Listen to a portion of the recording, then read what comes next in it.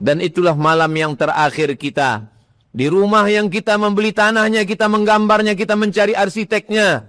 Rumah yang kita idam-idamkan, yang kita tunggu-tunggu selesai supaya cepat pindah.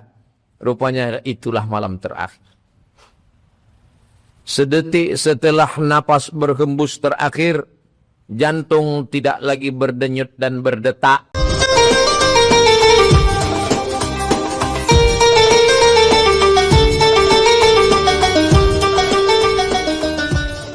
Alhamdulillah, wassalatu wassalamu ala rasulillah, sayyidina wa maulana Muhammad ibn Abdullah, wa ala alihi wa sahbihi wa man tabi'ahu wa mawalah. Ashhadu an la ilaha illallah wahdahu la syarika lah, wa ashhadu anna sayyidina Muhammadan abduhu wa rasuluhu la nabiyya ba'dah. Allahumma salli ala sayyidina Muhammadin an-nabiyil ummi wa ala alihi wa sahbihi wa barik wa sallim. Qala Allah Ta'ala fil Qur'anil Azim wa huwa asdaqul qailin. A'udzu billahi minasy syaithanir rajim. Ya ayyuhalladzina amanu taqullaha haqqa tuqatih wa la tamutunna illa wa antum muslimun. Wa qala ta'ala fi ayatin ukhra. Ya ayyuhalladzina amanu taqullaha wa qulu qawlan sadida. Yuslih lakum a'malakum wa yaghfir lakum dhunubakum. Wa man yuti'illaha wa rasulahu faqad faza fawzan 'azima. Ibadallah, usikum wa nafsi bi taqwallahi wa ta'atihi faqad fazal muttaqun. Hadirin jamaah Jumat yang dimuliakan Allah Subhanahu wa taala. Ada seorang jamaah sakit di waktu malam. Malam itu tidak ada lampu. Maka dihidupkanlah lilin. Ketika orang itu sakit, yang mendampingi ada ulama yang akan membimbing baca talqin ikut sunnah Nabi, membisikkan ke telinga sebelah kanan, La ilaha illallah. Laqinu mautakum. Talqinkan orang yang mau sakratul maut, La ilaha illallah. Pada saat hembusan nafas yang terakhir, yang keluar dari mulutnya adalah La ilaha illallah. Maka begitu dia meninggal dunia, ulama yang membimbing talqin itu menghembus lilin, sehingga lilin mati dan ruangan pun menjadi gelap. Sanak keluarga masyarakat yang hadir marah. Kenapa lilin dimatikan? Ini orang sedang ramai, ruangan menjadi gelap. Maka ulama menjawab, tadi lilin ini ada pemiliknya. Tadi lilin ini hidup menyala, ada pemiliknya. Pemiliknya itulah dia orang yang sakratul maut tadi. Begitu dia menghembuskan nafas yang terakhir, maka lilin ini sudah berpindah tangan kepada ahli waris. Pemilik lilin ini adalah istrinya. Pemilik lilin ini adalah anak laki-lakinya. Dan pemilik lilin ini adalah anak perempuannya. Dan mereka belum tentu setuju lilin ini kita hidupkan. Itulah mengapa aku menghembus lilin ini mati, supaya kita tidak memakai barang haram. Karena memakai barang yang pemiliknya tidak izin berarti haram. Semua yang hadir terdiam. Ternyata sedetik setelah nafas berhembus, lilin bukan lagi punya kita. Surat tanah kita sudah menjadi milik ahli waris. Surat rumah, STNK BPKB, akte notaris, cincin gelang emas, tabungan, semua sudah berpindah tangan. Dan itulah malam yang terakhir kita. Di rumah yang kita membeli tanahnya, kita menggambarnya, kita mencari arsiteknya. Rumah yang kita idam-idamkan, yang kita tunggu-tunggu selesai supaya cepat pindah. Rupanya itulah malam terakhir. Sedetik setelah napas berhembus terakhir, jantung tidak lagi berdenyut dan berdetak. Kalau jantung sudah tidak berdenyut, maka darah membeku. Kalau darah membeku, maka tidak ada oksigen yang naik ke otak. Maka darah kalau sudah membeku, dia pun akan membusuk. Kawan, sahabat, handai tolan, anak, menantu, semua datang. Mereka melaksanakan sholat jenazah. Setelah itu mereka pun memasukkan kita ke liang lahat. Setelah itu mereka tutup, mereka timbun, mereka injak, mereka pun pulang ke rumah masing-masing. Proses yang pertama terjadi adalah kaku. Siku-siku, semua tulang-tulang tidak lagi bisa dibengkokkan. Itulah kenapa orang yang meninggal dunia langsung tangannya dibuat bersedekap. Karena kalau sudah sekian jam yang pertama terjadi adalah kaku seperti kayu. Tangan, leher, kaki tak dapat lagi bergerak karena darah sudah membeku. Proses yang kedua adalah pembengkakan. Karena di dalam badan ada gas. Maka ketika itu mulailah membengkak. Itulah kenapa bangkai ikan hiu yang ada di tengah laut tidak boleh disentuh karena dia akan meledak. Maka manusia yang ada di dalam tanah, wajahnya membengkak. Kulit kepalanya mulai membengkak. Usus mulai keluar bakteri-bakteri, kuman-kuman. Lalu kemudian membengkak. Setelah kaku kemudian membengkak, setelah membengkak kemudian memecah. Maka kulit kepala yang dipakai dengan sampo, sabun, pagi, petang, siang, malam, mandi, bersih. Kulit kepala mulai mengelupas. Kuku-kuku yang selama ini dibawa ke tempat untuk membersihkan khusus kuku bagi orang-orang yang banyak uang dan harta. Kuku mulai lepas dari ujung-ujung jari. Karena kulit mulai mengelupas. Perut mulai menggelembung. Usus-usus membengkak. Lalu kemudian perut pun pecah. Pori-pori membesar. Lalu kemudian kulit mengelupas. Warnanya warna hitam lebam. Lalu kemudian cacing, belatung, ular, kalajengking berdatangan.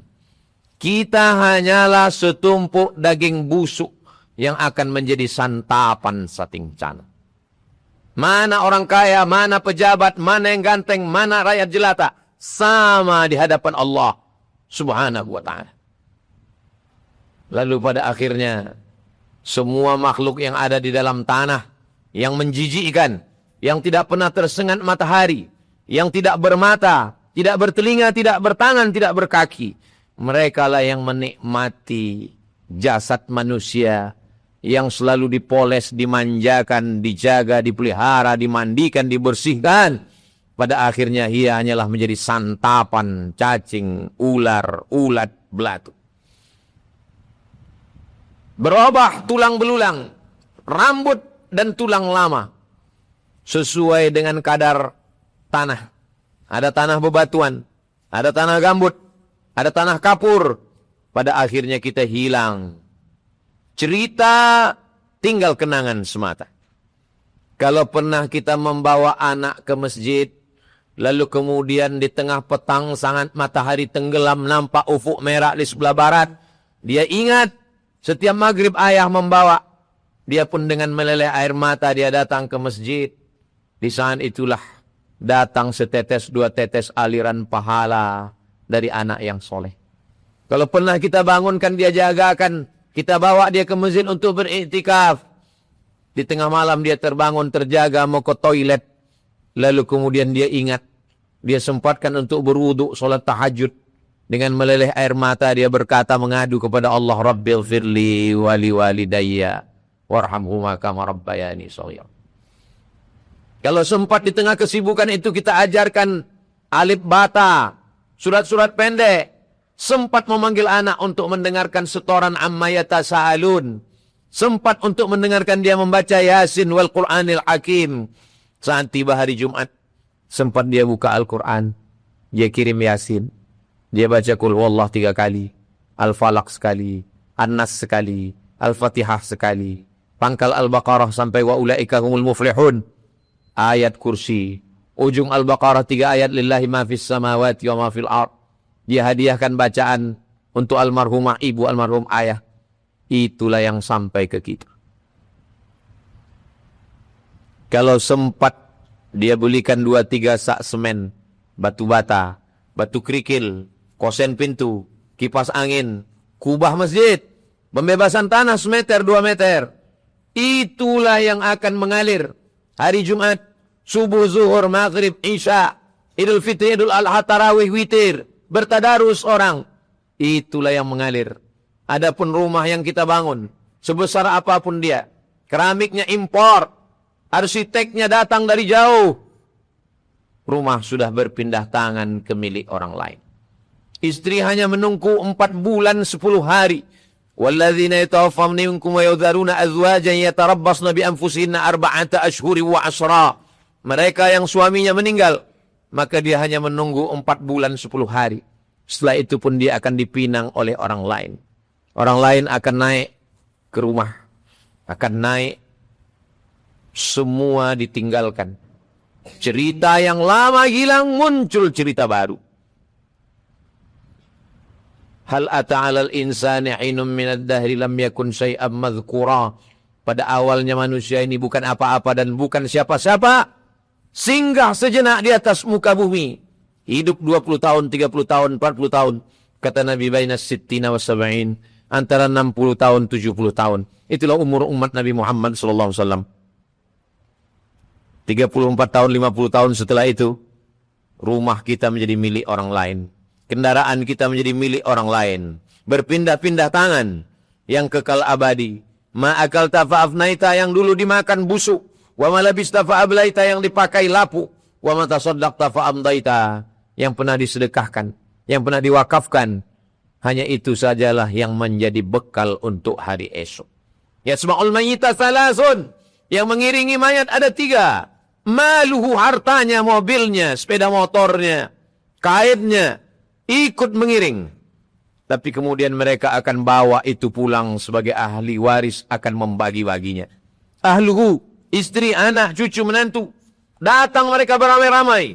Kawan, sahabat, jiran, tetangga, handai tolan mengiring dengan lelehan air mata. Setelah itu mereka pun akan pulang. Wa yabqa wahidun, yang tinggal hanya satu. Yang tinggal hanyalah illalladzina amanu, iman. Wa amilus salihati, amal soleh. Wa tawasaw bil haqqi, menasihati orang tentang kebenaran.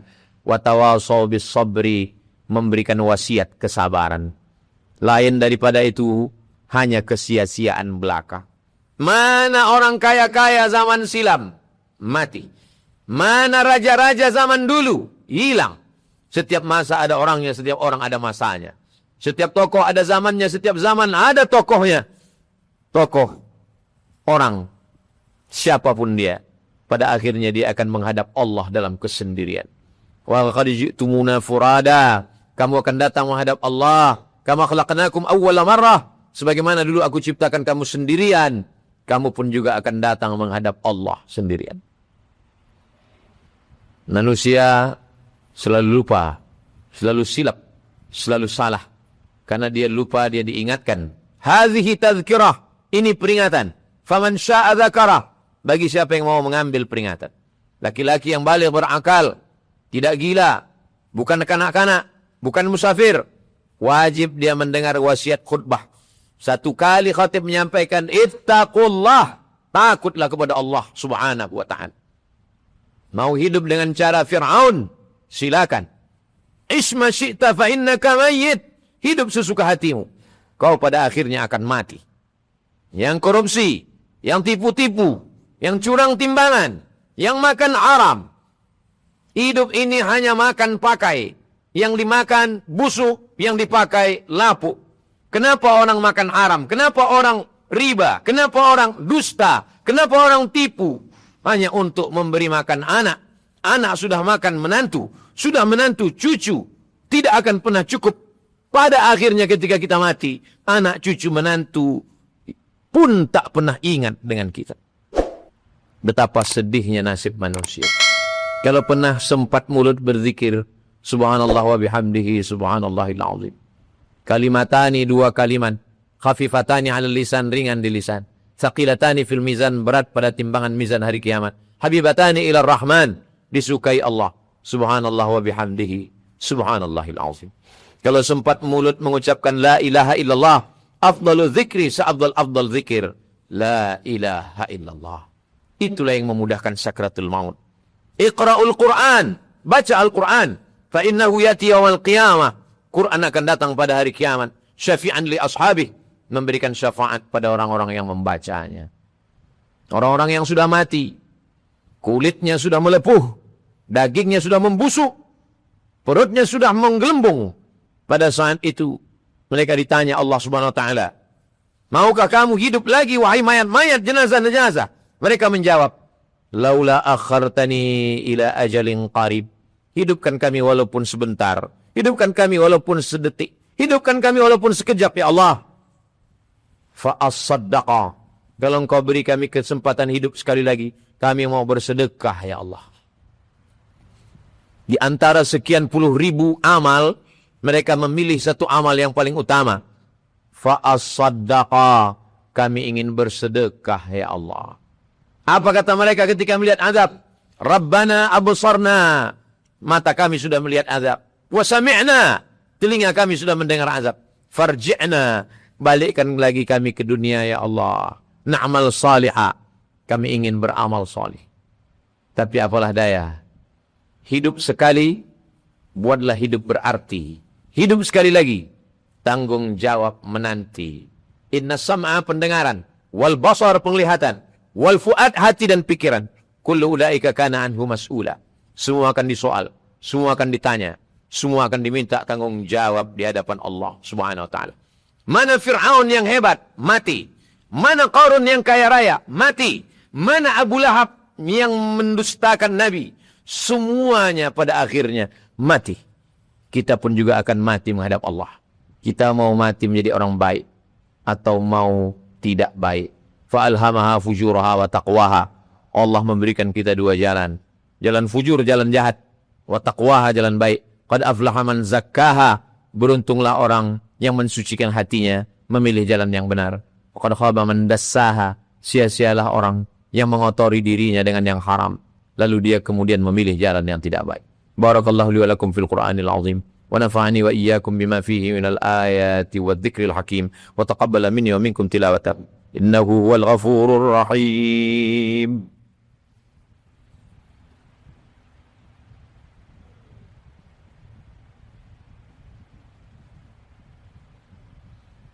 الحمد لله الذي بنعمته تتم الصالحات والصلاة والسلام على سيد السادات وعلى آله وأصحابه أهل الفضائل والكرامات.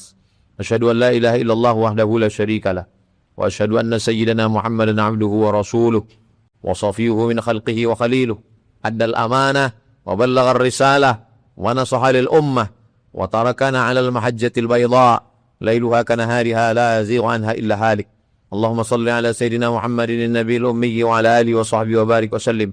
قال الله تعالى في القرآن العظيم وهو أصدق القائلين أعوذ بالله من الشيطان الرجيم بسم الله الرحمن الرحيم والعصر إن الإنسان لفي خسر إلا الذين آمنوا وعملوا الصالحات وتواصوا بالحق وتواصوا بالصبر.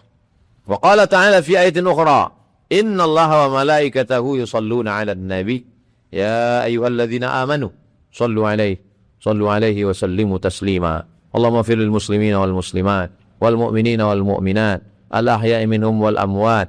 اللهم انصر الإسلام والمسلمين. اللهم انصر إخواننا المجاهدين المستضعفين في فلسطين وفي روهينيا وفي كل مكان وفي الهند من كل مكان وفي كل مكان من مشارق الأرض إلى مغاربها. اللهم دمر أعداءك أعداء الدين. اللهم شتت شملهم وفرق جمعهم واجعل كيدهم في نحورهم يا رب العالمين. اللهم اجعل هذا البلد بلدا آمنا. اللهم دفع عنا الغلاء والوباء والفحشاء والربا والزنا والمنكر والسيوف المختلفة والشدائد والمحن ما ظهر منها وما بطن من بلدنا هذا إندونيسيا خاصة ومن بلدان المسلمين عامة. عباد الله أوصيكم ونفسي بتقوى الله وطاعته فقد فاز المتقون. إن الله يأمر بالعدل والإحسان وإيتاء ذي القربى وينهى عن الفحشاء والمنكر والبغي يعظكم لعلكم تذكرون. فاذكروا الله العظيم يذكركم واسألوه من فضله يعطكم ولذكر الله أكبر والله يعلم ما تصنعون. أقم الصلاة.